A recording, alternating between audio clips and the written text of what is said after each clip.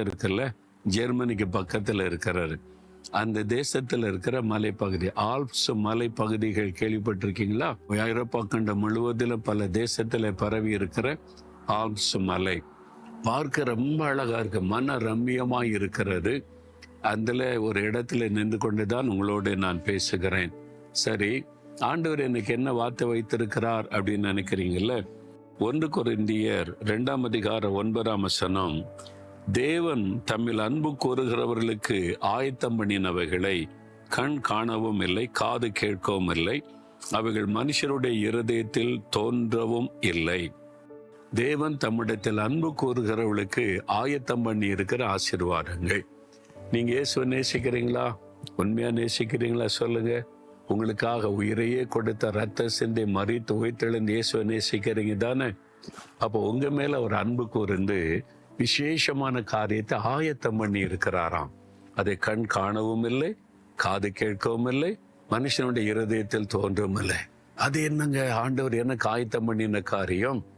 உலகத்தில் உள்ளதை கண்ணால பார்க்க முடியல. ஒரு வீடு, ஒரு காரு, உலகத்தின் ஆசீர்வாதம் பார்க்க முடியல, சொல்றது கேட்க முடியும்.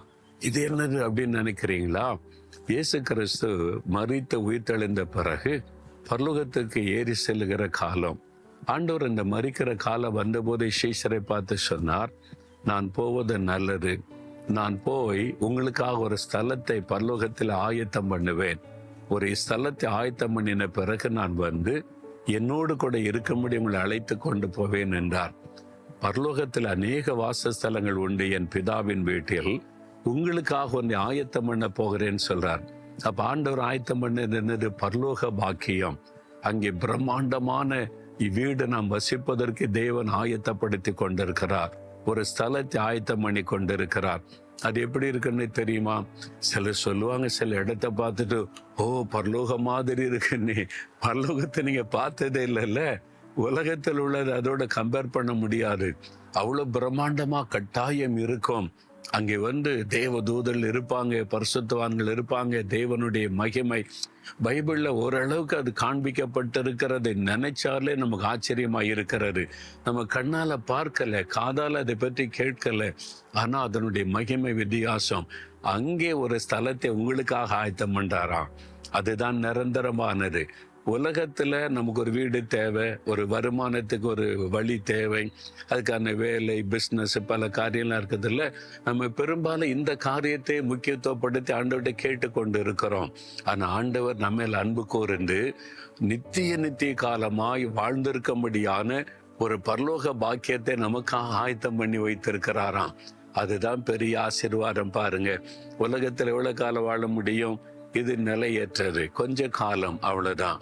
ஆனா மரணத்திற்கு பிறகு ஆண்டவரோடு பரலோகத்துல வாழ போகிற வாழ்க்கை தான் நிரந்தரமானது. அதுதான் நித்திய ஜீவன், அழியாத ஒரு வாழ்வு என்று வேதம் சொல்லுகிறது. அதுக்கு மேன்மையான ஒரு காரியத்தை தேவன் ஆயத்தப்படுத்தி இருக்கிறார். உங்களுக்காக சிலுவையிலே மரித்து உயிர்த்தெழுந்த இயேசு பரலோக பாக்கியத்தை ஆயத்தம் பண்ணி வைத்திருக்கிறார். அவர் மூலமாகத்தான் அங்க போக முடியுமே தவிர வேறு எந்த விதத்திலும் பரலோக பாக்கியத்தை யாரும் பெற்றுக்கொள்ள முடியாது. அவர் ஒருவர் தான் சிலுவையில் ரத்த சிந்தி பரிகாரத்தை உண்டாக்கி பரலோகத்துக்கு போகிற வாசலை திறந்தவர். அவர் தான் நமக்கு எல்லாத்தையும் ஆயத்தப்படுத்துகிறன்னு வாக்கு கொடுத்தவர். வேறு யாரும் இப்படிப்பட்ட ஒரு வாக்குத்தத்தை தந்ததும் இல்லை. அப்ப அந்த இயேசு கிறிஸ்துவை நீங்க விசுவாசிப்பது வெறும் உலக நன்மைக்காக இருக்கக்கூடாது. இது தற்காலிகமானது.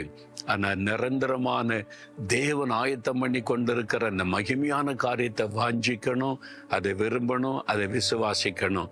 ஆண்டவர் சொல்றார், நான் உங்களுக்காக ஆயத்தம் பண்ணி இருக்கிற காரியம் விசேஷமானது. அதை பெற்றுக்கொள்ள ஆயத்தமா? அப்ப அதற்கேற்ற ஒரு பரிசுத்த வாழ்க்கை வாழணும். அதற்கேற்றபடி நீதியான ஒரு வாழ்க்கை வாழ்ந்து இயேசுவை சரியா பின்பற்றினாதான் அந்த வாழ்க்கையை பெற்றுக்கொள்ள முடியும். அந்த பாக்கியத்தை பெற்றுக்கொள்ள ஜெபிக்கிறீங்களா? ஆண்டவரே, எனக்காக நீங்க ஆயத்தம் பண்ணி கொண்டிருக்கிற பரலோக பாக்கியம், அது கண் காணவில்லை, காது கேட்கவில்லை, அது எவ்வளவு மேன்மையான காரியம் என்பதை உணர முடிகிறது. எனக்கு அந்த பாக்கியத்தை கட்டாயம் தரணும். நான் அந்த அனுபவத்துக்குள்ளே பிரவேசிக்கணும். இந்த உலக வாழ்க்கைக்கு பிறகு பரலோக ராஜ்யத்துல நீர் எனக்கு அந்த ஆயத்தம் பண்ணின வீட்டில நான் வாசம் பண்ணணும். அதற்கு ஆயத்தப்படுத்தும் கிருபை தாரும்.